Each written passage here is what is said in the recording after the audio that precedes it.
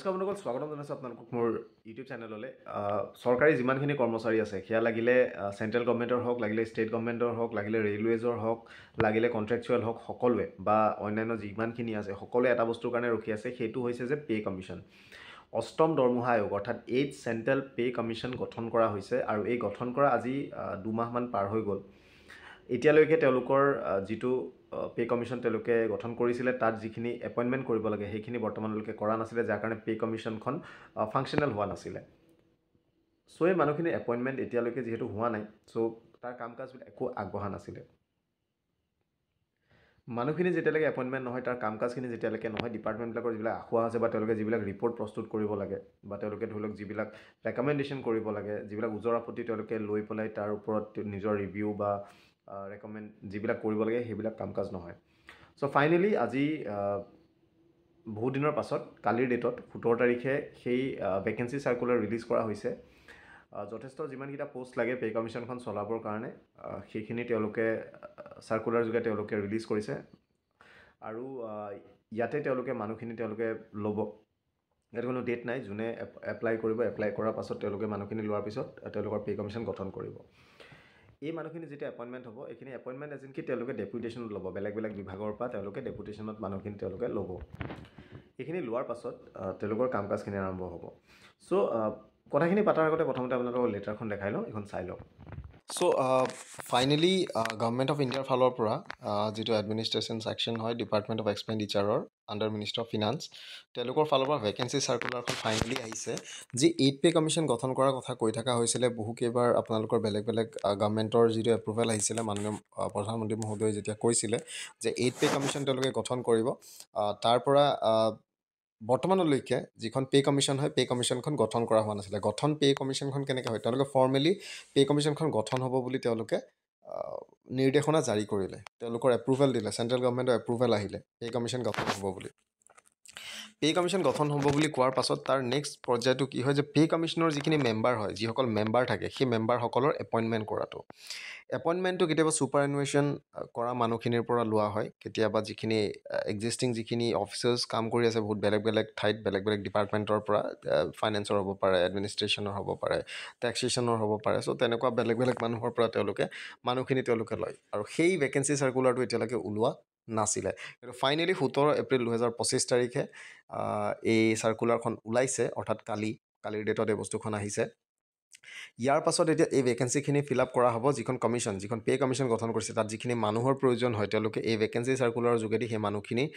যিটো ভেকেঞ্চি হয় সেইটো পূৰণ কৰিব। তাৰ পাছত তেওঁলোকে ফুল ফ্লেজ পে' কমিশ্যনখন তেওঁলোকে গঠন কৰিব এই মানুহখিনি এপইণ্টমেণ্ট হোৱাৰ পাছত। তাৰ পাছৰ পৰা পে' কমিশ্যনে নিজৰ কাম আৰম্ভ কৰিব, অৰ্থাৎ পে' আখুৱাবিলাক কি আছে, ক'ৰ পৰা কেনেকুৱা ধৰণৰ ৰিপৰ্ট ল'ব লাগে, কেনেকুৱা ধৰণৰ পষ্ট চেংচন কৰিব লাগে, নতুন ক্ৰিয়েশ্যন কৰিব লাগে বা পুৰণা এবলিছ কৰিব লাগে বা পষ্ট আপগ্ৰেড কৰিব লাগে, দৰমহা সলনি কৰিব লাগে, সেয়া লাগিলে গ্ৰেড পে' সলনি কৰা হওক, লাগিলে পে' বেন সলনি কৰা হওক। চ' তেনেকুৱা ধৰণৰ সকলোখিনি বস্তু এই পে' কমিশ্যনে ৰেকমেণ্ড কৰিব তেওঁলোকৰ ৰিপৰ্টত। চ' তাৰ কাৰণে যিখন ভেকেঞ্চি চাৰ্কুলাৰ আছে এইখন চাই লওক। ছাবজেক্টটো হৈছে filling of a post in 8th central pay' commission on deputation basis. So' deputation বেচিছত কৰা হয় এইকাৰণে কাৰণ পে' কমিশ্যনখন এখন অস্থায়ী বস্তু হয়। তেওঁলোকৰ ৰিপৰ্ট ছাবমিট কৰালৈকে বা পে' কমিশ্যনৰ যিটো ৰিপৰ্ট সেইটো ভেলিড হোৱালৈকে তেওঁলোকৰ এইখন থাকে।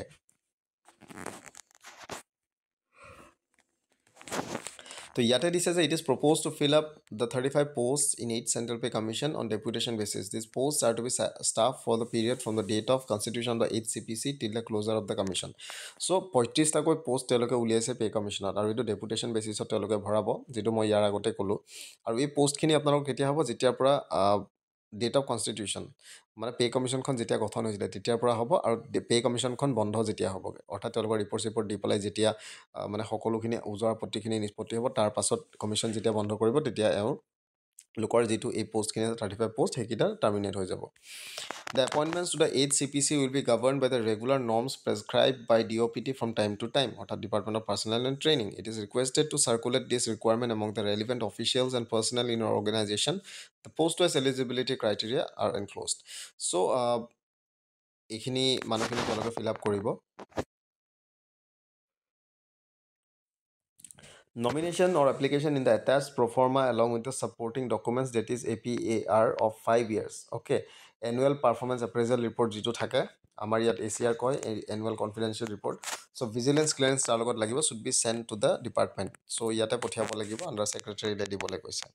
চ' this is an open ended circular in the application should be consider on a continuous basis until all vacancies are filled therefore it is requested to submit the details so' যিসকলে এই pay commission সোমাব বিচাৰে চ' ইয়াৰ লগত annexure আছে সেইবিলাক আৰু দেখুৱাৰ কথা নাই সেইখিনি মই নেদেখুৱাওঁগৈ বাৰু এতিয়া কাৰণ সেইখিনি আমাৰ কামৰ বস্তু নহয় চ' তেওঁলোকে এই মানুহখিনি তেওঁলোকে ল'ব তেওঁলোকে এই মানুহখিনি লোৱাৰ পাছত তেওঁলোকৰ যিখিনি কাম কাজ থাকিব তেওঁলোকে তাৰ পিছত সেই বস্তুখিনি আগুৱাই লৈ গৈ থাকিব যি আপোনালোকে দেখিলে এই পে কমিশ্যনখন যি গঠন হৈছিলে তাৰ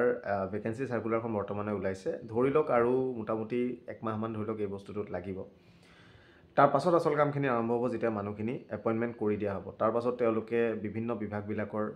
ওজৰ আপত্তিবিলাক ল'ব ঠিক সেইদৰে তেওঁলোকৰ এপইণ্টমেণ্ট হোৱাৰ পিছতে আই গেছ অসমতো তেওঁলোকে দৰমহা আয়োগটো গঠন কৰি দিব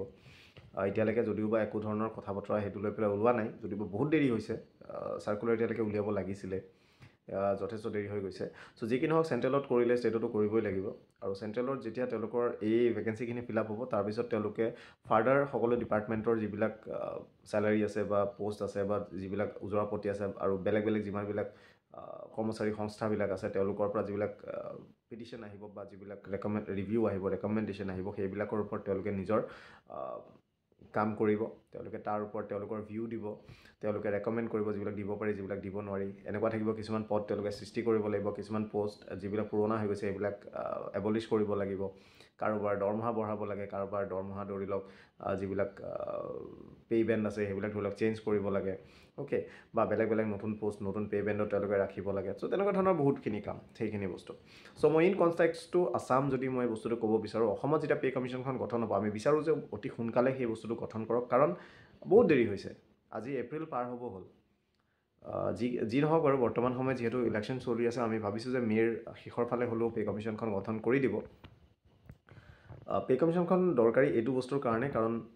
বহুত বছৰ হৈ গ'ল প্ৰায় 10 বছৰেই হ'ল কোনো ধৰণৰ ৰিভিজন এতিয়ালৈকে হোৱা নাই আৰু যিখিনি দি আছে যথেষ্ট কম প্লাছ যিখিনি হাউচ ৰেণ্ট এলাৱেঞ্চ দি আছে একেবাৰে কম লগতে মেডিকেল এলাৱেঞ্চটো কোনো ধৰণৰ এতিয়ালৈকে সেই ব্ৰিটিছৰ যুগৰে মেডিকেল এলাৱেঞ্চ এটা দি আছে তো বহুত যথেষ্টখিনি কম এনেকুৱা নহয় যে ভাল হেৰি কৰা নাই টাৰ্ম ইঞ্চুৰেঞ্চ দিছে এক্সিডেণ্টেল ইঞ্চুৰেঞ্চ দিছে এয়াৰ এক্সিডেণ্ট দিছে মেডিকেল ৰিম্বাৰ্চমেণ্ট দিছে চ' যথেষ্টখিনি তেওঁলোকে সেইখিনি কৰিছে কিন্তু তাৰ লগতে দৰমহাৰ ক্ষেত্ৰত যিবিলাক আশা আছে সেই বস্তুবিলাক দূৰ কৰিব লাগে ঠিক এইদৰে পাৰ্মানেণ্ট যিখিনি এমপ্লয়ী আছে তেওঁলোকৰ ক্ষেত্ৰত যিখন পে' কমিশ্যন হয় তেওঁলোকে যি ৰেকমেণ্ড কৰিব ঠিক সেইদৰে যিখিনি কণ্ট্ৰেকচুৱেল আছে তেওঁলোকৰ ক্ষেত্ৰতো সেই বস্তুটো কৰিব লাগে কাৰণ কণ্ট্ৰেকচুৱেল বহুতখিনি মানুহৰ চেলাৰী বহুত কম আৰু যি এটা নীতি লৈছিলে যে same kind of work same kind of pay' সেইটো অসমতো সেই বস্তুটো কোৱা হৈছিলে আৰু অৰ্থাৎ একেধৰণৰ কামৰ একেধৰণৰ চেলাৰী হ'ব আজি কণ্ট্ৰেকচুৱেলৰ ক্ষেত্ৰত যদি মই ক'বলৈ যাওঁ ক'ৰবাত এটা কম্পিউটাৰ অপাৰেটৰে ক'ৰবাত 6,000 কৰি আছে ক'ৰবাত 9,000 ক'ৰবাত 12,000 10,000 20,000 25,000 তেনেকৈ বেলেগ বেলেগ চ' এই বস্তুটো সমান কৰিব লাগে পেৰিটি এটা আনিব লাগে চ' কামটোত চ' সেই বস্তুটো এটা নিশ্চিতভাৱে এটা ভাল ডিচিশ্যন গভৰ্ণমেণ্টে লৈছিলে কিন্তু সেইটো এতিয়ালৈকে ইমপ্লিমেণ্ট হোৱা নাই দ্বিতীয় কথা যিটো বহুত ইম্পৰ্টেণ্ট হয় সেইটো হৈছে যিখিনি মানে majority of the section of employees সেইটো হৈছে গ্ৰেজুৱেট যিখিনি মানুহে কাম কৰি আছে গ্ৰেড 3 চ' সেইখিনিত যিটো পে' কোৱা হৈছিলে যে গ্ৰেজুৱেট পে' দিয়াৰ কথা কৈছিলে ইয়াতো বহুতখিনি আশা আছে আই ডোণ্ট থিংক যে এতিয়া কৰিব পাৰিব বাট কামটো ক্ষীপ্ৰভাৱে আগবাঢ়ি যিহেতু আছে হয়তো পে' কমিশ্যনৰ আগত হ'বও পাৰে কিন্তু ইয়াতে সমস্যা এই কাৰণেই আছে কাৰণ আজি যদি জুনিয়ৰ ষ্টেণ্ড এজনক 8,700 যদি গ্ৰেড পে' দিয়ে ঠিক সেইদৰে অন্যান্য বহুতখিনি পষ্ট আছে যিবিলাক তাৰ লগত কণ্ট্ৰাডিক্ট কৰিব তো তেনেকুৱা ধৰণৰ কথা কিছুমান থাকে আজি জুনিয়ৰ ইঞ্জিনিয়াৰৰ পে' ধৰি লওক 8,700 জুনিয়ৰ ইনস্পেক্টৰৰ 8,700 ছাব ইনস্পেক্টৰৰ 8,700 পুলিচৰ কথা কৈ আছোঁ JW জুনিয়ৰ এডমিনিষ্ট্ৰেটিভ এছিষ্টেণ্টৰ 8,700 গ্ৰেজুৱেট টিচাৰ গ্ৰেজুৱেট নাৰ্ছ তেওঁলোকৰ 8,700 যদি গ্ৰেজুৱেট পে' 8,700 দিয়ে তেন্তে নেক্সট যিবিলাক পষ্ট আছে ছিনিয়ৰ হ'ব পাৰে কিবা কিবি চ' যিবিলাক আছে সেইবিলাকৰ ধৰি লওক নেক্সট পে' বেণ্ডলৈ তেওঁলোকে নিব লাগিব আৰু এইটো এটা যথেষ্ট এটা টিডিয়াছ কাম কাৰণ ছাৰ্ভিচ ৰুলবিলাক সলনি কৰিব লাগিব ফিন আছামত যথেষ্টখিনি সলনি কৰিব লাগিব ফাইনেন্সিয়েল ইমপ্লিকেশ্যন আছে বহুতখিনি কথা আছে চ' এই বস্তুবিলাক ভালদৰে ৰিভিউ কৰিবলৈ ভালদৰে হেৰি কৰিবলৈ পে' কমিশ্যনখন দৰকাৰ হয় তাত সহজে এই বস্তুবিলাক হয় ইণ্ডিভিজুৱেলি এটা ডিপাৰ্টমেণ্টৰ এতিয়া কাম কৰি থকাতকৈ চ' যি কি নহওক আমি আশা কৰিছোঁ যদি হয়তো সোনকালে ভালেই যদি নহয় সেই বস্তুটো এটা কথা দ্বিতীয় কথা পে' কমিশ্যনখন যেতিয়া গঠন হ'ব যিবিলাক পষ্ট আছে যিবিলাক আখুৱা আছে আজি কোঅপাৰেটিভৰ আপোনালোকৰ জুনিয়ৰ ইনস্পেক্টৰ 8,700 কিন্তু এট দ্য ছেইম টাইম হেণ্ডলুপৰ জুনিয়ৰ ইনস্পেক্টৰৰ 7,400 ছাপ্লাই ছাব ইনস্পেক্টৰৰ আপোনালোকৰ 7,600 চ' এইবিলাক বহুত আশা কিছুমান আছে আৰু ঠিক সেইদৰে জুনিয়ৰ ইঞ্জিনিয়াৰৰ যিটো পে' হয় জুনিয়ৰ ইঞ্জিনিয়াৰ মই সদায় কৈ আহিছোঁ জুনিয়ৰ ইঞ্জিনিয়াৰৰ পে'টো বহুত কম হয় আৰু মানে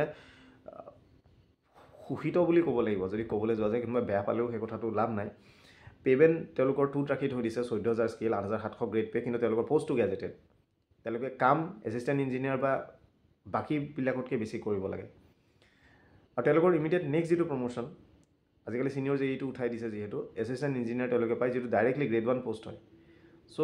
তেওঁলোকৰ যিটো কেপ এটা হিউজ কেপ হয় চ' তেওঁলোকৰ ডেফিনেটলি এটলিষ্ট মানে পে'মেণ্ট 3ত তেওঁলোকক ৰাখিব লাগে with a grade pay' of 9,000 around 700 9,700 বা 10,300 তেনেকুৱা কিবা এটা কৰিব লাগে চ' দে ডিজাৰ্ভ মানে সেইটো ডিজাৰ্ভিং হয় ইয়াৰ লগতে এনেকুৱা বহুতখিনি পষ্ট আছে ক'বলৈ গ'লে মানে শেষ নহ'ব চ' যথেষ্টখিনি আশা আছে আৰু এই আশাবিলাক দূৰ কৰিবলৈ পে' কমিশ্যনখন বহুতেই দৰকাৰী কাৰণ চৰকাৰেও এটা বস্তুকৈ কৰিব নোৱাৰে আৰু সেই বস্তুটো পে' কমিশ্যনে ৰেকমেণ্ড কৰিলে বেছি ভাল হয় কাৰো অসুবিধাও নহয় চ' সেইটো কাৰণে পে' কমিশ্যনখন বহুত দৰকাৰী আৰু যিমানখিনি কৰ্মচাৰী পৰিষদ আছে বা বেলেগ বেলেগ সংগঠন আছে তেওঁলোকেও পে' কমিশ্যনলৈ এইকাৰণে ৰখি আছে যাতে তেওঁলোকৰ ডিমাণ্ডবিলাক বা তেওঁলোকৰ যিবিলাক ওজৰ আপত্তি বা আশা আছে যিবিলাক পষ্টৰ ৰিলেটেডেই হওক বা পষ্ট আপগ্ৰেডেশ্যনৰ ক্ষেত্ৰতে হওক দৰমহাৰ ক্ষেত্ৰতে হওক বা বিভিন্ন সুবিধা ক্ষেত্ৰতে হওক সেই বস্তুবিলাক তেওঁলোকে পে' কমিশ্যনত প্লেচ কৰি পেলাই তেওঁলোকৰ ৰেকমেণ্ডেশ্যনটো পালে তেওঁলোকে সেই কামখিনি কৰিব পাৰে চ' এনেকুৱাই যি কি নহওক ভাল কথা ভাল এটা খবৰ আহিছে চেণ্ট্ৰেল গভৰ্ণমেণ্টৰ ফালৰ পৰা যিহেতু পে' কমিশ্যনৰ কাৰণে ভেকেঞ্চিটো তেওঁলোকে চাৰ্কুলাৰ ৰিলিজ কৰিছে আমি আশা কৰিছোঁ যে অসম চৰকাৰেও সেই মৰ্মে পে' কমিশ্যনখন গঠন কৰি দিব চ' ইমানে আছিলে থেংক ইউ নতুন ভিডিঅ'ত আকৌ লগ পাম আজিলৈ মানে পে' কমিশ্যনখন সকলোৱে পাব নতুনকৈ যিসকল এডিআৰি সোমাবলৈ গৈ আছে DME সোমাবলৈ গৈ আছে পুলিচ সোমাবলৈ গৈ আছে APSC সোমাবলৈ গৈ আছে সকলোৱে পাব অ'কে চ' সেইটোৱে সকলোৰে কাৰণে এই বস্তুবিলাক প্ৰযোজ্য হয় থেংক ইউ